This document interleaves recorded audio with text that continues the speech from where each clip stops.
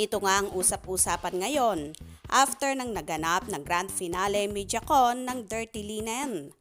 Nabanggit nga ng aktres at bida ng seryeng ito na si Janine Gutierrez na may gagawin siyang pelikula at serye na bawal pa raw i-anunsyo.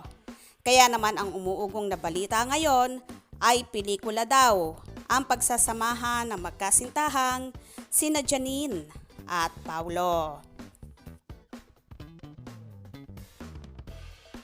Ayon nga sa ilang netizens, hindi ata si Paulo partner niya sa serye.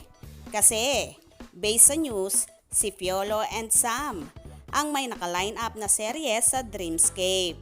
Baka, movie, silang dalawa. Movie ang gagawin ni Paulo at Janine na co-produce ng foreign sa ibang bansa gagawin, sabi ni Paulo. Hintayin natin ang movie na gagawin nila ni Paulo sa ibang bansa, co-produce ng foreign baka raw third quarter or fourth quarter ng 2023. Gagawin nila. Si Paulo mismo ang nagsabi na movie ang gagawin nila and I hope na matuloy daw ito. Sabi niya sa confession, hindi yung serye.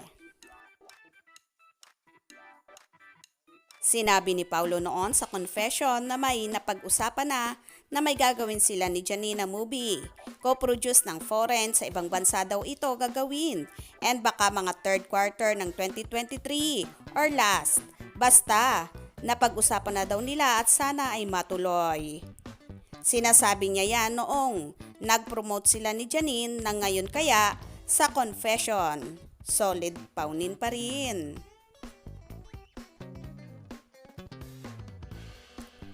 Excited na ba ang lahat? So for sure, si Paulo nga ang makakasama ni Janine sa movie at pinagpipilian nga kung sina Piolo Pascual at Sam Milby naman ang makakasama ng aktres sa gagawing serye. Sana talagang matuloy na ito. Bongga ha, wala talagang pahinga ang Barbing buhay at kabi-kabila ang mga proyektong gagawin bukod pa sa mga endorsement. Samantala, malapit na ngang masilayan ng taga Sacramento, California sina Janine kasama ang ilang cast ng Dirty Linen na sina Sanjo Marudo, Francine Diaz, Seth Fidelian, Tessie Tomas, Jan Arcilla at marami pang iba. Inaabangan naman ng Paunin supporters ang show na yon at excited na sila ngayon. Ngang August 26, 2023, magaganap ang nasabing tour na yon. Kaya naman abang-abang tayo at tumutok lalong higit sa mga maiinit na kaganapan sa Paunin updates. Mga ka-scoop, anong inyong magiging reaction sa bidyong ito? Comment below.